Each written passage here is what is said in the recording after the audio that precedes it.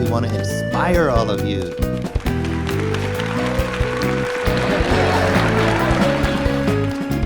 kinds of acting, theater. It's going to be a great couple of semesters. Once in a lifetime. They are your friends. They are my family. Welcome to OC Live Online. I am Dr. Amy Edwards, Communication Studies Professor at Oxnard College in Oxnard, California. I am so excited that you are joining us for another episode of OC Live Online. OC Live Online is committed to keeping us connected. We want to stay connected as a campus and as a community and provide some inspiring arts educational programming. And that's what we're here to do today. You do not want to miss a moment. Stay connected. And I am joined today with Reiner Mack. I teach art history at Oxnard College. How you doing, Dr. Mack? Hey, I'm doing all right, Amy. It's great to see you. I'm really excited to revisit one of our visual and performing arts showcase episodes. Yeah, so one of our favorite things about OC Live when we're on the main stage is that every year we have a visual and performing arts showcase. So we bring all of the students together from all of the different disciplines that make up visual and performing arts. So we have dance students and music students and communication studies students and art students and theater students. The list goes on. But we bring students together who've never been on stage before. Typically, some have performed maybe when they were younger, but typically this is their first time in front of a live audience. It could be 300 or 400 people in the room. And what you're about to see is some excerpts from our 2019 show. I'm really looking forward to it. And make sure you stick around because we have a special treat after the episode. So we'll see you on the other side. I am actually not your host for tonight. We have two superstar Oxnard College students who will be emceeing throughout the evening. Let me introduce them to you. Our first MC is our student body president. He is on his way to Berkeley in the fall. He is Adan Nevarez. We'll bring him out in a second. There he is.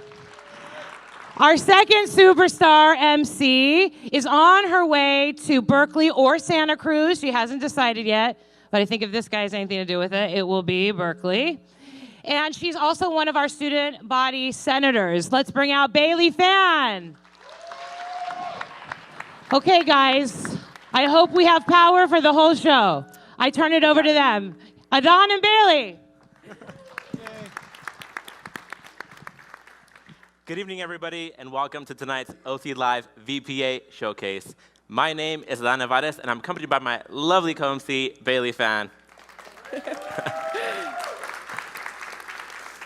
As discussed before, the theme of tonight's event is in real life. And in real life, I have 3 papers to complete, 4 exams, a ton of homework. By the way, did I mention I also work on campus and I'm the president of our student government? But somehow, my former communication professor, Dr. Edwards, convinced me to be up here today. Thanks, Dr. Edwards.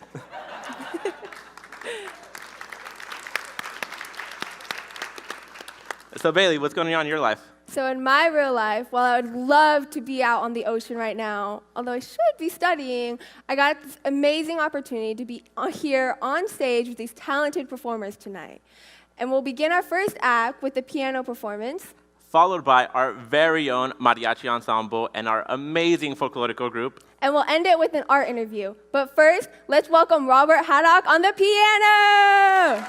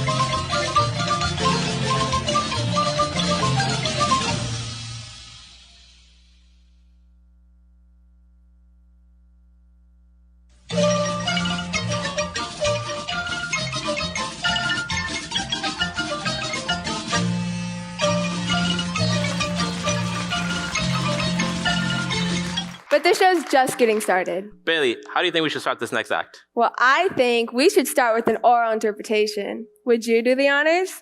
Whoa, that's not how we practiced. But sometimes in real life, things don't always go the way we plan. How about we let the audience decide? Should we go up next? All right. Well, it is a little stuffy in here. Would you mind? Of course not. All right, the floor is yours.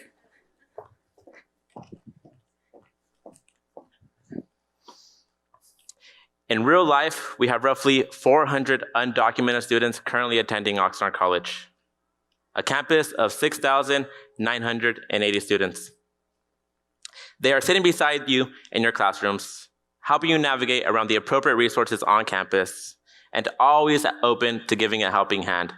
Unlike what President Trump has to say, they are not criminals, drug dealers, or rapists. They are your friends. They are my family. The title of the next poem is Because This is a Revolution by a student named Jorge, presented by yours truly, Adan Nevarez.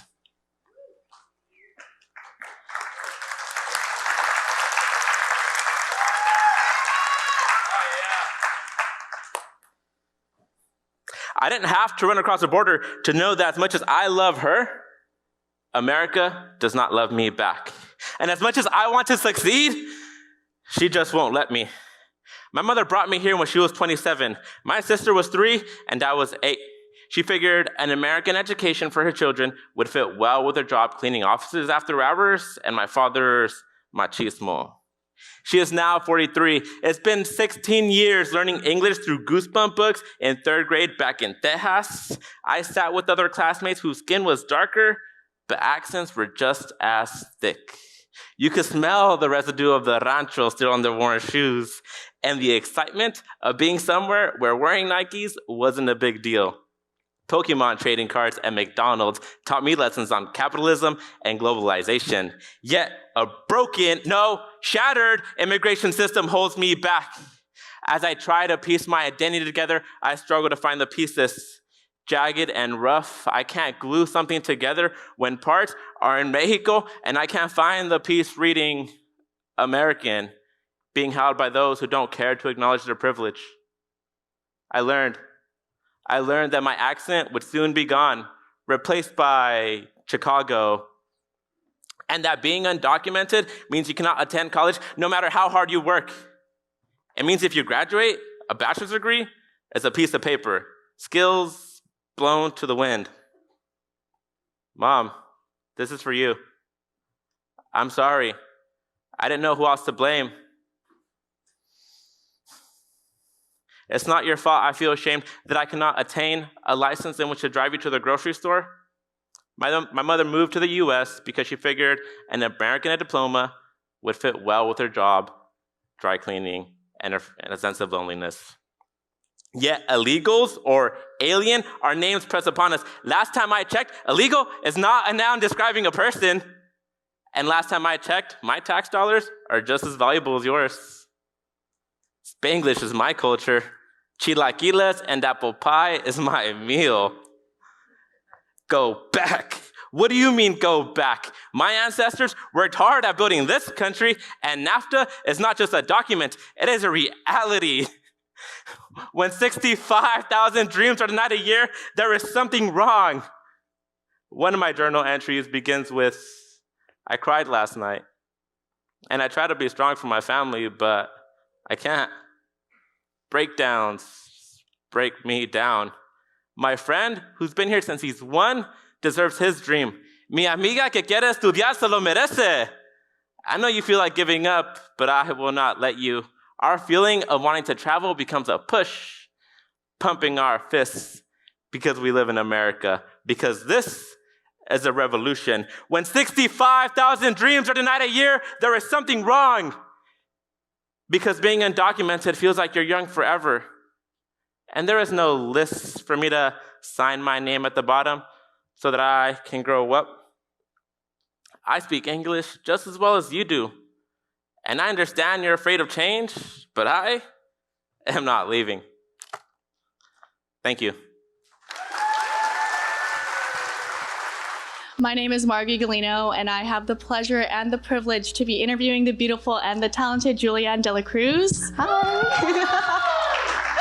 Jullianne, how do you feel tonight? I'm not gonna lie, I'm a little nervous, but I'm really happy to be here. This is like crazy, oh my gosh. No, don't even worry about it. So before we even start talking about your artistic pieces, tell me a little bit about yourself and your artistic background. Okay, so like Mario said, hi, I'm Jullianne. So I'm an art major. I've been going to OC for about 2 years now. I've taken classes like drawing, color theory, sculpture, like I've tried to sample all of it. And I actually didn't start doing art, I didn't start taking it seriously until like now. Back in high school, I would do like music. I was in marching band, like I played drums and stuff. So yeah, but it's not until now when I'm actually like choosing to do art as my career, so. Yeah, definitely, and being an OC art student, you utilize a lot of different medium and different techniques.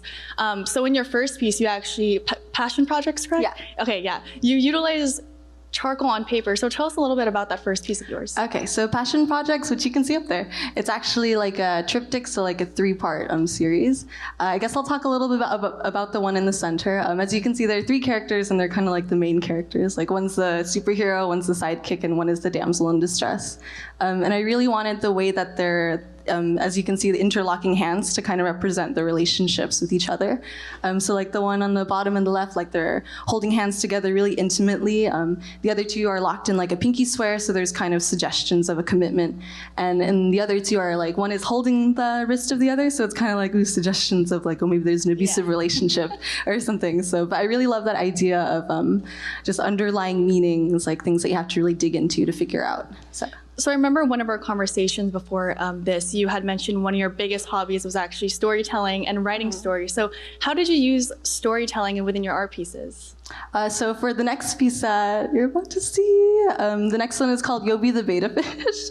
And this is kind of like the first time that I'm taking a narrative and putting it out on, like in a project. The assignment for this one was to take like an everyday object and make it really huge or really small. So I chose to take a pop-up book, which I'm very fond of, and make it really, really huge. And the story revolves around this beta fish named Yobi. And I'm sure you guys are familiar when you go to like pet stores and you see the beta fish, they're in like really small cups. And it's like, that's so sad, you know? Yeah. So the story follows as Yobi kind of dreams of the places he would rather live. So like he dreams of swimming in the ocean, or jumping with salmon in a river, or swimming, or not even swimming, just being in an airplane, drinking the rain. And I wanted the moral to kind of take away to be like, you don't really know where you belong right now, but that's okay because you'll figure it out along the way. Yeah, so your hobbies is also storytelling and doing art on different mediums, but also game design, which is really interesting because she actually utilizes traditional art pieces to the digital media. So how did you use digital media within your next piece? Okay, so this next piece is actually a video game. The prompt for this piece, well, this was actually for my art history class, and Professor Mack, shout out to you, he said that your final for this class, you can do like an essay or a PowerPoint or like literally anything you wanted. So I said, okay, well, Mack, I'll make a video game, why not? So the game is aimed to sort of like teach you about a work of art, and there are a lot of little cameos, like in the menu screen there's me and Dr. Mack, like little superheroes, and one of the art professors, Ichiro, he's like the final boss, and if you look over there, there's a lot of little cameos of like staff and students and peers that I have, so if you recognize yourself there, like shout out to you. Yeah, shout out. Definitely. So cool. So game design is super interesting. Your last piece also utilizes that as well. So tell us a little bit more of the background behind that, and what does it mean to you, this last piece? Okay, so this last one is kind of where the direction that I want my art to go more. Like the last game was more educational, but this one's more just play it for fun. Yeah. I'm a huge arcade junkie. Like I love going to arcades and playing games and stuff there. So this is kind of like my love letter to arcades and why I love them so much.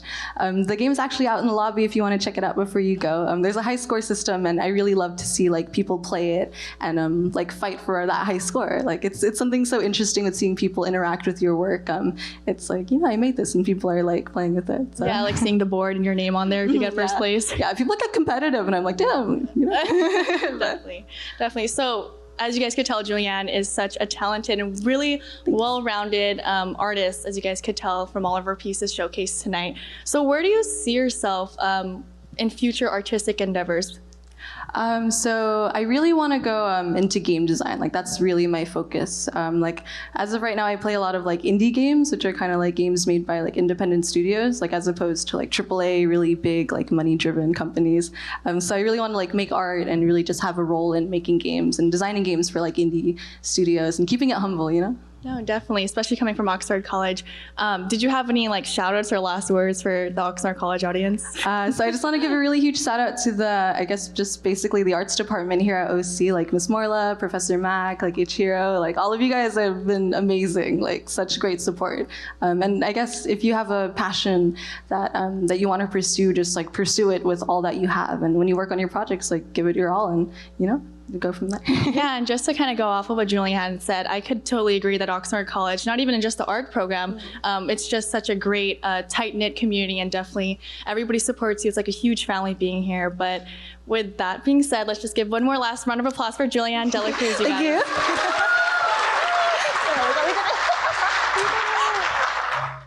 Hello, my name is Ashley, and this is Biggs, and today we're going to be performing More Than This by Nora Jones, and we hope you will like it. Hi.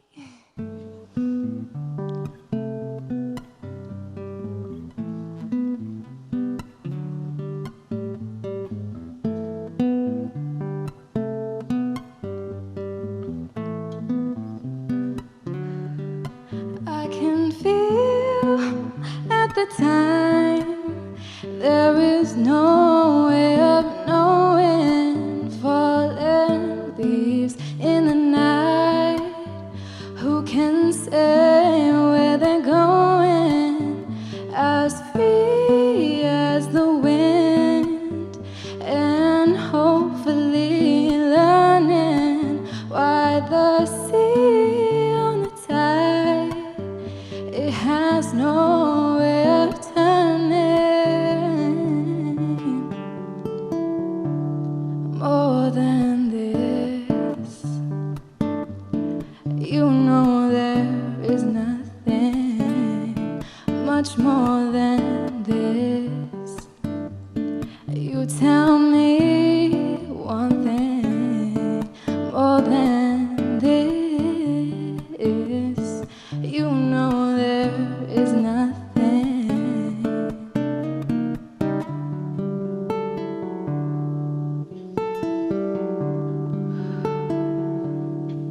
It was fun for a while.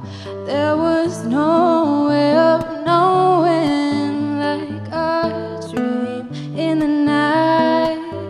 Who can say where they're going? No cares in the world, and baby, I'm learning why the sea on the tide, it has no way of turning. More than this, you know there is nothing much more than this. You tell me one thing more than this. You know there is nothing.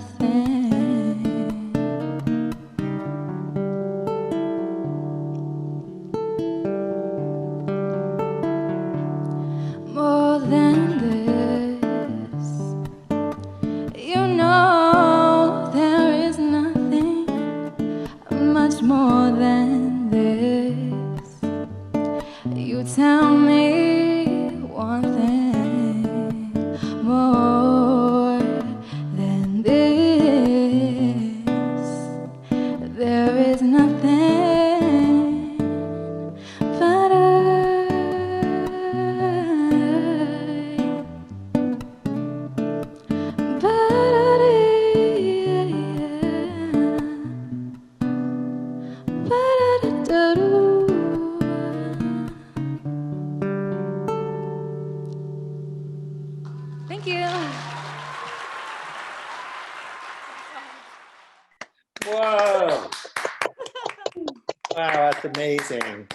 Wow, that really takes me back. That was spring of 2019 on campus at Oxnard College in the Performing Arts Building. That was our Visual and Performing Arts Student Showcase. What a lot of talent we have at Oxnard College. That's really special. And I'm joined by two wonderful students who performed in the showcase. Jullianne De La Cruz, who is an OC art student, and Adan Nevarez, who is now a student at UC Berkeley. Actually, that's really amazing. He's an alumnus of Oxnard College. And then we also have our wonderful student activity specialist, Gabriela Rodriguez, joining us today as well. Now, Jullianne, Adan, wow, how was it to see yourselves? That was almost 2 years ago, and boy, the world has changed a lot since then. How did that feel to see yourselves up on stage? At least for me, it was kind of crazy. I don't know. I'm a little bit of an introvert, so kind of watching myself do something like that is like, oh no, I don't want to watch. So, but things are definitely very, very different from now. I don't know. Doing an interview kind of at home is a little bit easier for me, but yeah, it was interesting. We can see some of your beautiful art behind you. I'm in my kitchen.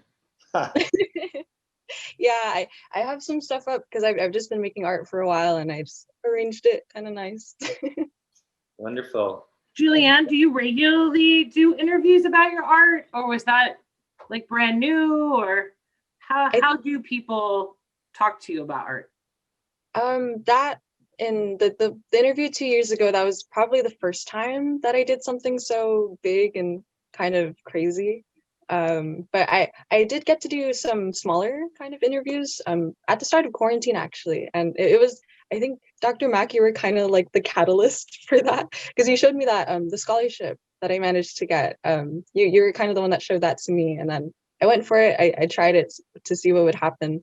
And I got it. And I was like, oh my God, that's crazy. Awesome. Congrats. Yeah. So thank you for kind of being the domino, the first domino that fell. And then after that, yeah, I got contacted by like Anitra, who asked me to do a flyer design.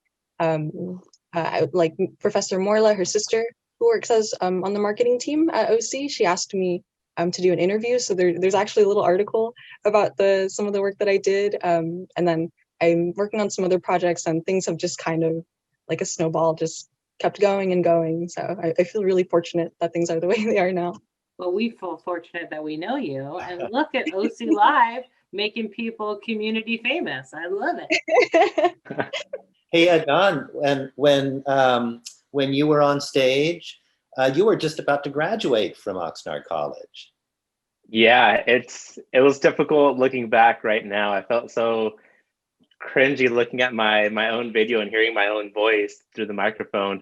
That takes me back to Dr. Edwards' speech classes and having us record ourselves and then watching ourselves later. That's definitely difficult, and I think not something I'm natural at doing. And watching myself on video, I think it's difficult, but man, that was a great time, and definitely got pushed outside of my comfort zone when Dr. Edwards asked me to go on and co-MC the event. I didn't think I could do it, but I think at the time I really felt like I should be saying yes to everything and putting myself in difficult situations and, pushing my boundaries and seeing what I can do. And I learned a lot from, my experience in doing that. And now I can do that. Now I can MC a 200-person show. So it was great. Thank you for trusting that I knew you could do it. Something I really liked about the throwback, right, was Adan just talking a little bit about everything he did on campus, off campus, working at the Welcome Center, and being the student government president. So, 2019 seems so far away, looking at 2020 now. So looking at the contrast, Adan, how does that make you feel? Yeah, it's so different now. And I loved my time at Oxnard College. It was amazing. I think I learned so much there, and I grew so much and developed as a leader while I was there. And to think now it's a year later, which, I mean, a year isn't that long, but I feel like so many things have changed, especially now with the pandemic everything is now virtual. So we're being forced to use new skills and gain new skills that we didn't before. And I think everyone now is kind of getting pushed outside their comfort zone and, you know, learning through this pandemic with everybody else. And very interesting how things have changed, and never would I have imagined that, you know, this pandemic would be going on even this long. Are you up in the Bay Area right now? Yes, I'm up in the Bay Area. I'm here at Berkeley. It's my last year, so I'm going to be finishing up in spring. Yes, It's your thank last you. year already? It's my last year. I know, I feel like the time has gone by so quickly. I mean, I was in person classes here at Berkeley for about a semester and a half, and then pandemic hit, and I've been online ever since. Do you know what you're going to do after you graduate from Berkeley? Yes, so I have been, this past summer, I entered with Wells Fargo as a financial analyst intern, where I did some underwriting for businesses looking to get loans, and they invited me back for a full-time offer. So they gave me a full-time offer a couple months ago yeah, thank you. I'll be starting with them up here in Concord, up in the Bay Area, come July of next year. Wow, look at that. Graduating Berkeley, straight into a job. No pandemic can keep you down.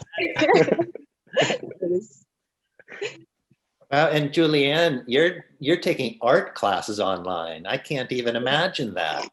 Art seems like a kind of subject that, you know, you have to be in a studio, you have to be getting dirty and messy, and you got to be able to talk to your professor right there with the painting in front of you or whatever you're making. How has that been? It's so hard, and it's so different, and it's kind of like 50-50 for the classes I'm taking, because I'm taking a drawing class and a painting class right now.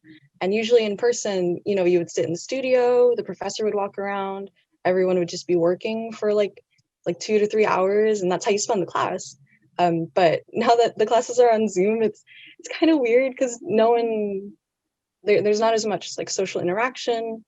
The professor can only do so much. They would demo, but trying to draw together and paint together is really, really hard. So it's been a pretty wild experience. But meanwhile, my class is at Moore Park. Since everything's kind of digital already, because, you know, we're doing things like 3D modeling, we're doing stuff in Photoshop. Everything's already on computers. Like in classes, we'd be on computers anyway. So with that, it's not too different. So it really depends on the class, but definitely I miss that that community from like drawing and painting. Like Ms. Morlow would be walking around, and like then I would meet all of my friends in my classes. It's so different not being able to, you know, go up to someone in a Zoom call and be like, "Hi, nice to meet you. You know, I sit next to you in class. Like maybe we can be friends." So it's just it's different, and there's a lot of stuff that I miss really. I bet it's hard to get feedback on the art too, because I know like even color and webcams and stuff like that is so different. So I guess you have to email it and see. I don't know. Sounds hard. It's weird because we just take pictures now, and sometimes we show up our work on the cameras, but not everyone has the same lighting, different camera quality, and you know, people talk over each other. It's just so different. It's not ideal, but we make the most of it, I think. You mentioned community there too, which I think is extremely important. I think I wasn't really fully happy when I was in Oxnard College until I started forming and building a community by joining my student government there. And I think once you have community, once you have friends, you get social interaction, you start having dialogue, and that just brings happiness into your life. So I think that's definitely something that we're all kind of, I don't know, wanting and needing right now during this pandemic. We just want a community. We want a sense of belonging and, you know, social interactions with our friends, which is so difficult. And that's something I think we're all going through.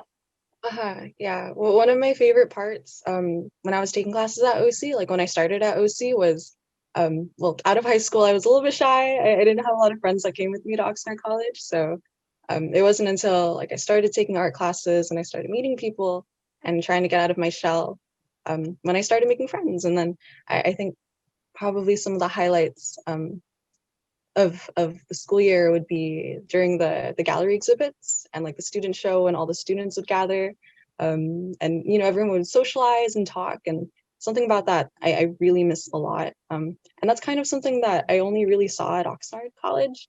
Like I'll go to VC and MC, and they're really great schools, but I don't know, something about just the community and all my friends and knowing the faculty at OC. Like there's nothing. I mean, I don't know how to explain it. Like that's where my heart is.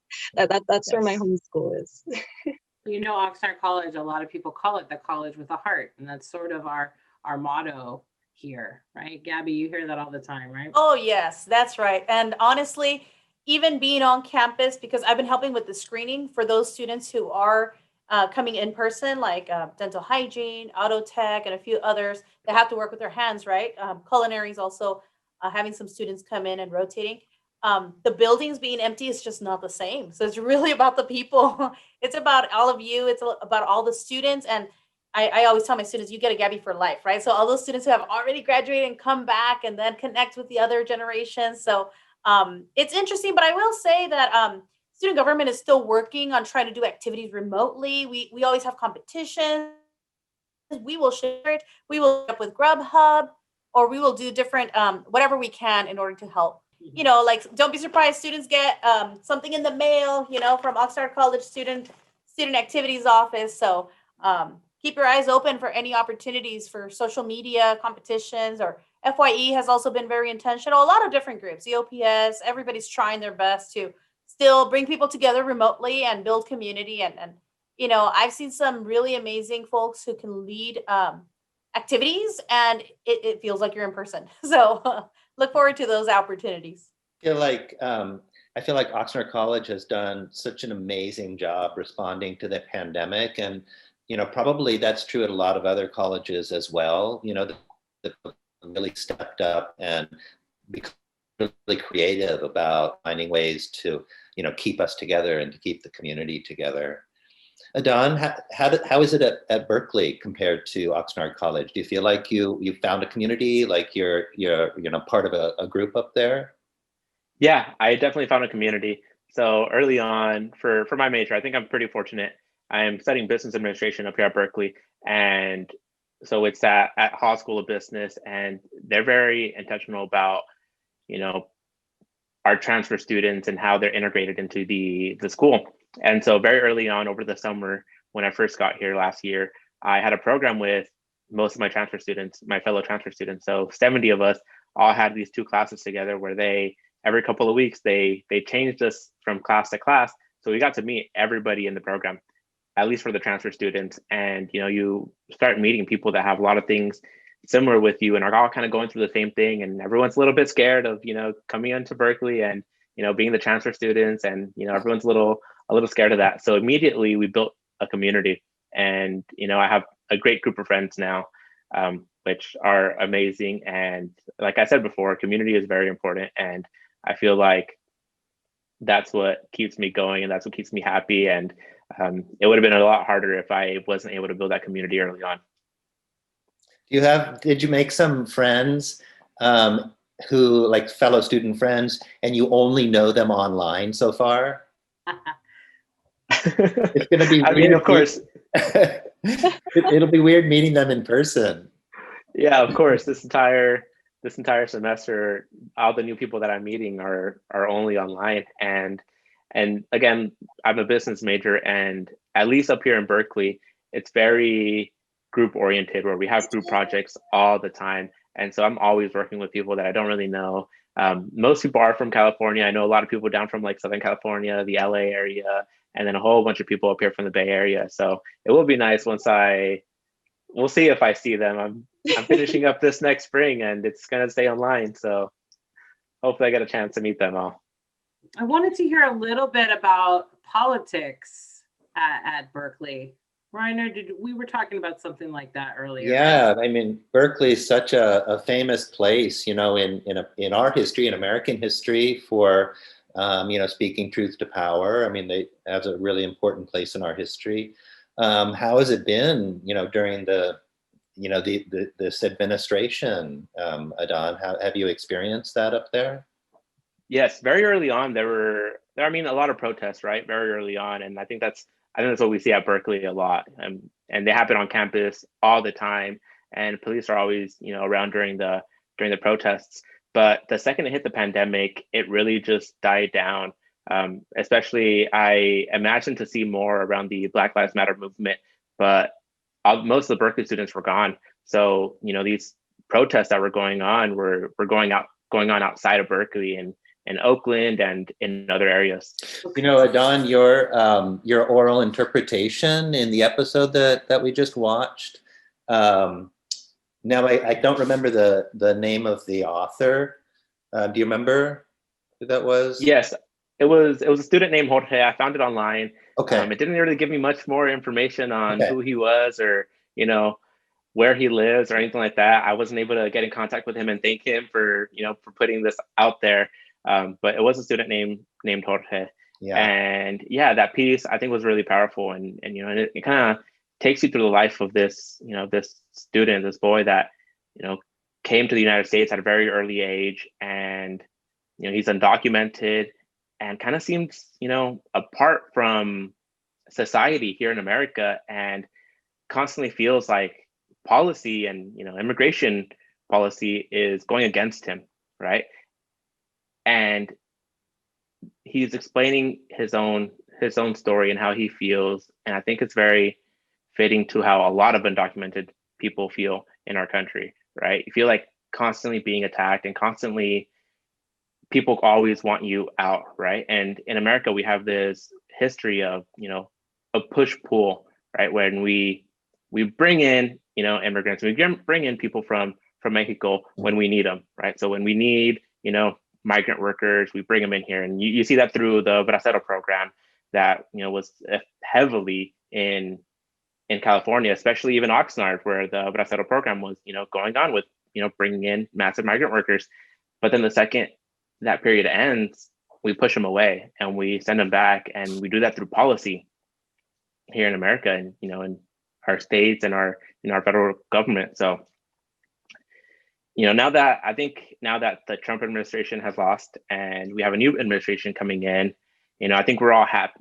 I think many of us were very ecstatic about that going on, right? But I don't think the problem is going to end there, and I think it's a problem that's been going on for years upon years, hundreds of years now, right? Since our country was created a couple hundred years ago, and it's not a problem we can overcome overnight, and we have to keep our politicians accountable and do what we want them to do and what they say they're going to do. So I want to ask one last question to both of you. If you had advice for current OC, well, not if you had, do you have any advice for current OC students? My advice to current, OC students is find what works for you, right? And do what you're passionate about. I think far too often we get stuck in this mindset of I have to be involved in 10 different clubs and organizations and, create different, programs and do all these things to get into the university I want to get into, right? But you'll find once you start writing those applications, you only have four questions you can actually answer, and you're not going to fit all those things into that essay. And if you do, it starts coming off as a list, right? And from my experience, those aren't the essays that will get you into these schools.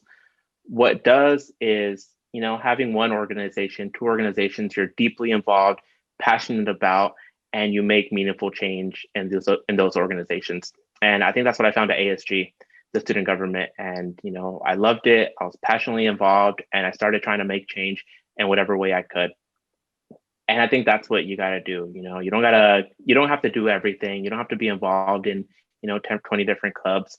Find the one thing you really like, you really enjoy, and give that your time. That's great advice. Yeah, I think for me, I agree 100%. And like a big part of why I started at community college, you have to kind of find what drives you and what your passions are. Because at least for art, you don't always know if you're going to succeed in the end. Sometimes my parents would tell me growing up, like, maybe you should be a doctor, maybe you should do this as a hobby.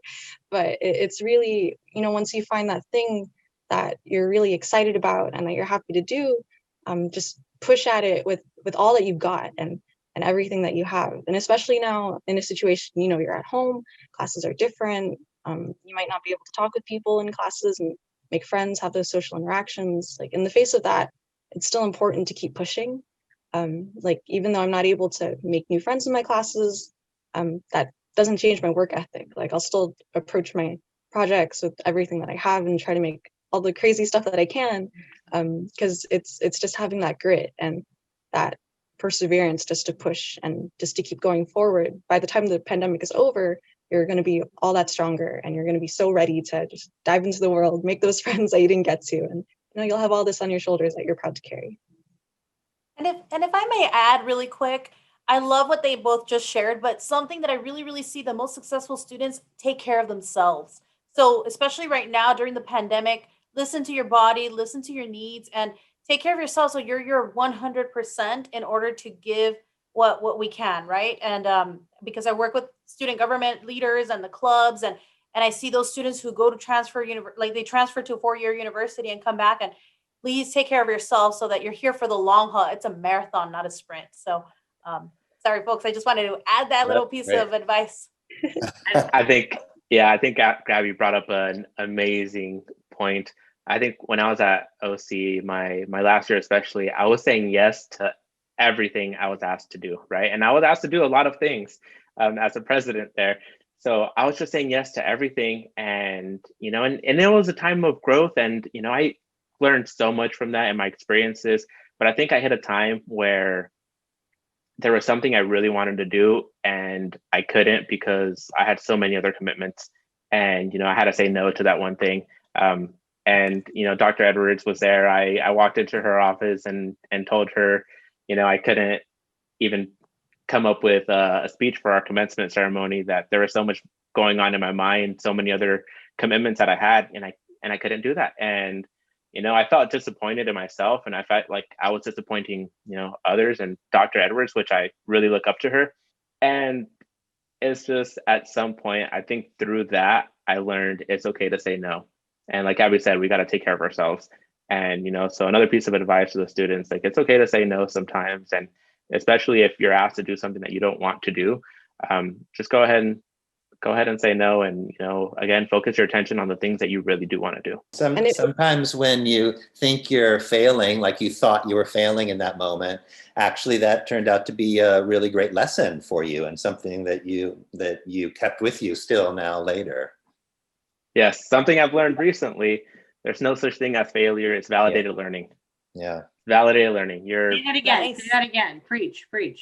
There's no such thing as failure. It is validated learning. Wow, that is like drop the mic. I think I might need an image of a mic dropping right there. I just want to say it's so great to see both of you. And this will not be the last time. Maybe the last time I ask you to MC a show, but not the last time that we'll check in with each other. Really, really loved seeing you guys and having a conversation today. It was amazing. Thank you all so much. Thank you, guys. Great to see you guys. Thank you for coming back and honoring us with your presence so that we could, see what happens with an OC student, a couple of years down the line. It's really inspiring. So thank you for giving us some time. Thank you, Dr. Edwards. Thank you, Ms. Gabriela Rodriguez, for joining us today. And we'll see you next time on OC Live Online. Bye. See ya. Bye. Bye.